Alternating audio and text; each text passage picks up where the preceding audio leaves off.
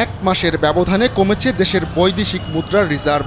বাংলাদেশ ব্যাংকের সর্বশেষ প্রতিবেদনে এ তথ্য জানানো হয়েছে।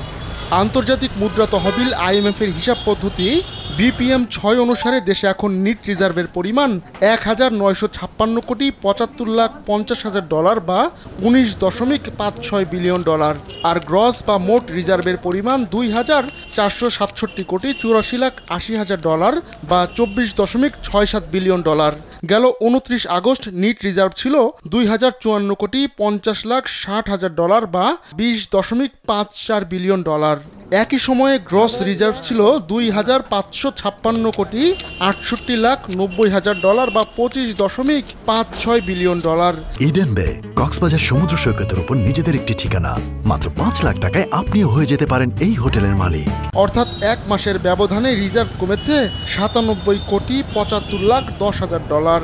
এর বাইরে ব্যবহারযোগ্য রিজার্ভের পরিমাণ $15 বিলিয়ন নিচে। ব্যবহারযোগ্য রিজার্ভ হলো সব দায় দেনা বাদ দিয়ে বাংলাদেশ ব্যাংকের হাতে থাকা ব্যবহার করার মতো রিজার্ভ। গেল ২ বছরে বৈদেশিক মুদ্রার রিজার্ভ ব্যাপকভাবে কমে যাওয়া নিয়ে আলোচনা হয়। আওয়ামী লীগ সরকারের পতনের পর কেন্দ্রীয় ব্যাংকের নতুন গভর্নর আহসান এইচ মঞ্জুর রিজার্ভ বৃদ্ধি পাবে বলে আশ্বাস দেন।